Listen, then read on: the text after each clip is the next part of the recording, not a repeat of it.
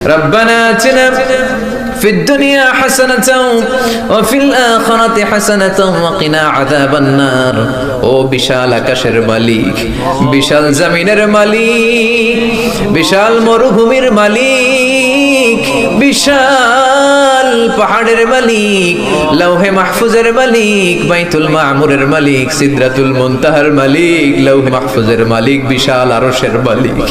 তোমার আকাশ বাতাস, তোমার চন্দ্র সূর্য, তোমার পাহাড় পর্বত আরশের তুলনায় আমাদের হাত দুইখানা বড় ছোট্ট গো আল্লাহ।